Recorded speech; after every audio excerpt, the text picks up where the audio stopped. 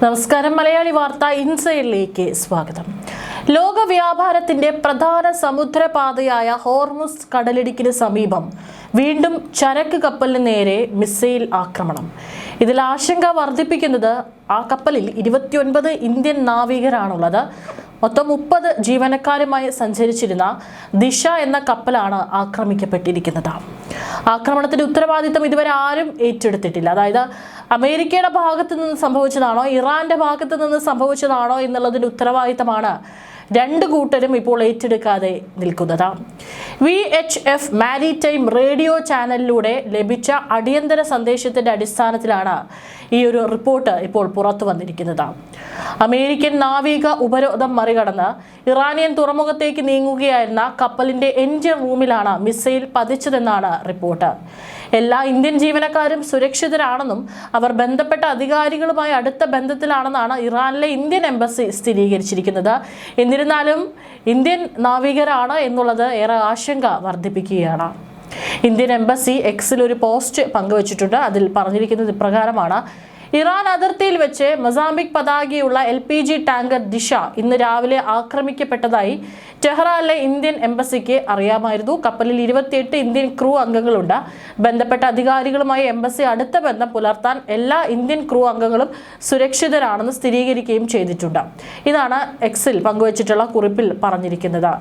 സ്ഥിതിഗതികൾ സൂക്ഷ്മമായി നിരീക്ഷിക്കുന്നുണ്ടെന്നും ബന്ധപ്പെട്ട അധികാരികളുമായി ബന്ധം പുലർത്തുന്നുണ്ടെന്നും ദൗത്യം പറഞ്ഞെങ്കിലും അക്രമത്തിന്റെ സ്വഭാവത്തെക്കുറിച്ചോ കപ്പലിന്റെ നിലവിലെ അവസ്ഥയെക്കുറിച്ചോ കൂടുതൽ വിശദാംശങ്ങൾ പുറത്തു വന്നിട്ടില്ല. ഒരു സാഹചര്യത്തിലും നാവികർക്കോ സിവിലിയൻ ഷിപ്പിങ്ങിനോ അടിസ്ഥാന സൗകര്യങ്ങൾക്കോ നേരെയുള്ള ആക്രമണങ്ങളെ ഒരു തരത്തിലും അനുവദിക്കാൻ കഴിയില്ല എന്ന് കഴിഞ്ഞ ദിവസം മന്ത്രി S. ജയശങ്കർ വ്യാഴാഴ്ച പറഞ്ഞിരുന്നതാണ്. അതിന് തൊട്ടു പിന്നാലെയാണ് ഈ ഒരു ആക്രമണം നടന്നിരിക്കുന്നു എന്നുള്ള ഒരു അപ്ഡേറ്റ് പുറത്തു വരുന്നത്. നാവിക സേനാംഗങ്ങൾക്കും സൈനികേതര കപ്പലുകൾക്കും നിർണായക അടിസ്ഥാന സൗകര്യങ്ങൾക്കും നേരെയുള്ള മനഃപൂർവ്വമായ ആക്രമണം പൂർണ്ണമായും അസ്വീകാര്യമാണെന്നാണ് ഇന്ത്യ ആവർത്തിച്ച് വ്യക്തമാക്കിയിട്ടുള്ളത്. കരിങ്കടലിൽ റഷ്യൻ സമുദ്രാതിർത്തിയിലൂടെ സഞ്ചരിക്കുകയായിരുന്ന MV ഒമോർഫി എന്ന ചരക്ക് കപ്പലിന് നേരെയുണ്ടായ ആക്രമണത്തിലും കപ്പലിലെ ചീഫ് ഓഫീസറായ ഒരു ഇന്ത്യൻ പൗരൻ സാഗർ ഗുപ്ത ദാരുണമായി കൊല്ലപ്പെട്ടിട്ടുണ്ട്. വിദേശകാര്യ മന്ത്രാലയം വിവരം ഔദ്യോഗികമായി സ്ഥിരീകരിച്ചിട്ടുണ്ട്. ജൂലൈ 18-നായിരുന്നു കേസിന് ആസ്പദമായ സംഭവം നടന്നത്. മാർഷൽ ഐലൻഡ്സിന്റെ പതാകയേന്തിയ കപ്പലിൽ ഉണ്ടായിരുന്ന 10 ജീവനക്കാരിൽ 3 പേർ ഇന്ത്യക്കാരായിരുന്നു. മറ്റ് 2 ഇന്ത്യൻ ജീവനക്കാർ സുരക്ഷിതരായി രക്ഷപ്പെട്ടു. ആക്രമണത്തിന് പിന്നിൽ ആരാണെന്ന് ഇന്ത്യൻ വിദേശകാര്യ മന്ത്രാലയം ഔദ്യോഗികമായി വെളിപ്പെടുത്തിയിട്ടില്ലെങ്കിലും യുക്രൈനിയൻ ഡ്രോൺ ആണ് ആക്രമണം നടത്തിയതെന്ന് forward siemens union of India സമൂഹ മാധ്യമങ്ങളിലൂടെ വ്യക്തമാക്കിയിട്ടുണ്ട്. നിരപരാധികളായ നാവികരുടെ ജീവനെടുക്കുന്ന ആക്രമണത്തെ ഇന്ത്യ കടുത്ത ഭാഷയിൽ പലപ്പോഴും ആവർത്തിച്ച് പറഞ്ഞിട്ടുണ്ട്. കരിങ്കടലിലെ ദുരന്തത്തിന് തൊട്ടു പിന്നാലെയാണ് ഇറാന് സമീപം ഹോർമുസ് കടലിടുക്കിൽ വെച്ച് മൊസാംബിക് പതാകയേന്തിയ ദിശ എന്ന LPG കപ്പലിന് നേരെയും അജ്ഞാത മിസൈൽ ആക്രമണം ഉണ്ടായത്. ഈ അജ്ഞാതം എന്ന് പറഞ്ഞത് ഇതുവരെയായിട്ടും അത് അമേരിക്കയാണോ ഇറാന്റെ ഭാഗത്തു നിന്ന് വന്നിട്ടാണോ എന്നുള്ളത് ഇരു വിഭാഗം സ്ഥിരീകരിക്കാത്തതിനാലാണ്. വെള്ളിയാഴ്ചയാണ് ഈ ആക്രമണം നടന്നത്. മിസൈൽ നേരിട്ട് പതിച്ചത് കപ്പലിന്റെ എഞ്ചിൻ റൂമിലാണ്. ഇതോടെ കപ്പലിൽ തീപിടുത്തം ഉണ്ടാവുകയും നിയന്ത്രണ ശേഷി താൽക്കാലികമായി നഷ്ടപ്പെടുകയും ചെയ്തു. യുദ്ധമേഖലകളിൽ വാണിജ്യ കപ്പലുകളെ ലക്ഷ്യമിടുന്നതും ജീവനക്കാരുടെ ജീവൻ പണയം വയ്ക്കുന്നതുമായ നടപടികളെ ഇന്ത്യ കർശനമായി തന്നെ അപലപിച്ചിട്ടുണ്ട്.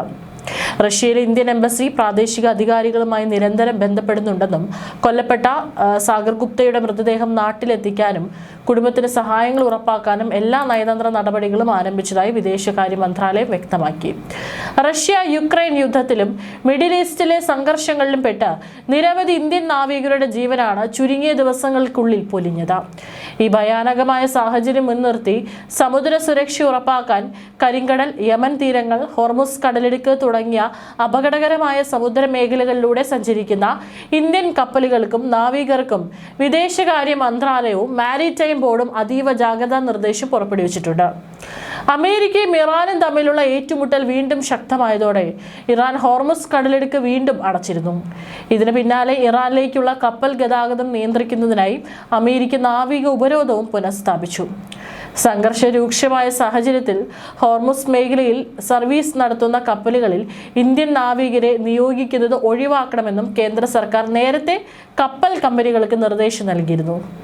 ആഗോള ഷിപ്പിംഗ് മേഖലയിലേക്ക് ഏറ്റവും കൂടുതൽ നാവികരെ നൽകുന്ന രാജ്യങ്ങളിൽ ഇന്ത്യ 3-ാം സ്ഥാനത്താണ്. ഗൾഫ് മേഖലയിൽ ജോലി ചെയ്യുന്ന ഏകദേശം 18,000 ഇന്ത്യൻ നാവികരിൽ 15,000 പേരും നിലവിൽ ഹോർമുസ് കടലിടുക്കിന്റെ പടിഞ്ഞാറൻ മേഖലയിൽ തുടരുന്നതായിട്ടാണ് റിപ്പോർട്ട്. അതായത് 15,000 ഇന്ത്യൻ നാവികർ ഇപ്പോഴും ഈ ഒരു യുദ്ധ സമാനമായുള്ള സാഹചര്യത്തിലാണ് ജോലി ചെയ്യുന്നത്. ഹോർമുസ് കടലിടുക്കിൽ പൂർണ്ണ നിയന്ത്രണം തങ്ങൾക്കാണെന്ന് അവകാശപ്പെടുന്ന ഇറാൻ കപ്പലുകൾക്കായി പ്രത്യേക ഗതാഗത പാത നിശ്ചയിച്ചിട്ടുണ്ട്. ഈ മാർഗം ഒഴിവാക്കി ഒമാൻ തീരത്തുകൂടി സഞ്ചരിക്കുന്ന കപ്പലുകളെയാണ് ആക്രമണത്തിന് ലക്ഷ്യമിടുന്നതെന്നാണ് റിപ്പോർട്ട്. അതേസമയം ഇറാനുമായുള്ള സംഘർഷത്തിനിടെ കപ്പലുകൾക്കും ചരക്കുകൾക്കും സംഭവിക്കുന്ന നാശനഷ്ടങ്ങൾക്ക് നഷ്ടപരിഹാരമായി അമേരിക്കയുടെ നിയന്ത്രണത്തിലുള്ള ഇറാന്റെ മരവിപ്പിച്ച ആസ്തികൾ ഉപയോഗിക്കുമെന്നും അമേരിക്കൻ പ്രസിഡന്റ് ഡൊണാൾഡ് ട്രംപ് മുന്നറിയിപ്പ് നൽകി. മറ്റൊരു രാജ്യത്തിന്റെ ആസ്തികൾ പിടിച്ചെടുക്കാനുള്ള നീക്കം പ്രകോപനപരമാണെന്ന് ഇറാൻ വിദേശകാര്യമന്ത്രി അബ്ബാസ് അറാഗ്ചി പ്രതികരിച്ചു. വിദേശ രാജ്യങ്ങളിൽ ഏകദേശം 10,000 കോടി ഡോളറിലധികം മൂല്യമുള്ള ഇറാന്റെ ആസ്തികൾ മരവിപ്പിച്ചിരിക്കുകയാണെന്നും അവ വിട്ടുകിട്ടുന്നത് സമാധാന ചർച്ചകളിലെ പ്രധാന ആവശ്യങ്ങളിലൊന്നാണെന്നും റിപ്പോർട്ടുകളുണ്ട്. പശ്ചിമേഷ്യയെ വൻ യുദ്ധത്തിന്റെ അരികിലെത്തിച്ച അമേരിക്ക ഇറാൻ ഭൗമരാഷ്ട്രീയ തർക്കത്തിൽ സൈനിക നീക്കങ്ങളും നയതന്ത്ര ചർച്ചകളും ഒരേ സമയം സജീവമാകുന്നു. ഇറാനുമേൽ പ്രഖ്യാപിച്ചിരുന്ന ശക്തമായ പ്രത്യാക്രമണം ഒരുപക്ഷെ ഒഴിവായേക്കാമെന്ന് വ്യക്തമാക്കിയ അമേരിക്കൻ പ്രസിഡന്റ് ഡൊണാൾഡ് ട്രംപ് എന്നാൽ തങ്ങൾ ഇപ്പോഴും ലോക്ക്ഡ് ആൻഡ് ലോഡഡ് ആണെന്ന കർശന മുന്നറിയിപ്പും നൽകുന്നുണ്ട്. അതേസമയം ബാഹ്യമായ ഭീഷണികൾക്കോ സമ്മർദ്ദങ്ങൾക്കോ മുന്നിൽ രാജ്യം വഴങ്ങില്ലെന്നും ആരെയും ഭയമില്ലെന്നാണ് ഇറാനിയൻ വിദേശകാര്യമന്ത്രി അബ്ബാസ് അറാഗ്ചി ഇതിന് പരസ്യമായി മറുപടി നൽകിയിരിക്കുന്നത്. നിലവിലെ സംഭവ വികാസങ്ങൾ കേവലം 2 രാജ്യങ്ങൾ തമ്മിലുള്ള വ്യക്തിഗത തർക്കത്തിനപ്പുറം ആഗോള സാമ്പത്തിക ഭദ്രതയും വ്യാപാര പാതകളെയും ഒരുപോലെ ബാധിക്കുന്ന തലത്തിലേക്ക് വ്യാപിച്ചു കഴിഞ്ഞു. ഇറാനുമായി നിലവിൽ ചർച്ചകൾ പുരോഗമിക്കുന്നുണ്ടെന്നും എന്നാൽ രാജ്യം തങ്ങളുടെ കർശനമായ സൈനിക സന്നദ്ധത നിലനിർത്തുകയാണെന്നും വൈറ്റ് ഹൗസിൽ നടത്തിയ വാർത്താ സമ്മേളനത്തിൽ ട്രംപ് സൂചിപ്പിച്ചു. State secretary Marco Rubio, vice president JD Vance എന്നിവരടങ്ങുന്ന ഉന്നതതല സംഘമാണ് ചർച്ചകളിൽ പങ്കെടുക്കുന്നത്. ഇറാൻ യാതൊരു കാരണവശാലും ആണവായുധ ശക്തിയായി മാറാൻ അനുവദിക്കില്ലെന്ന US നയം വീണ്ടും ആവർത്തിച്ച ട്രംപ് കരാറുകളിൽ എത്തിയേക്കാൻ തിടുക്കമില്ലെന്നും കൂട്ടിച്ചേർത്തു.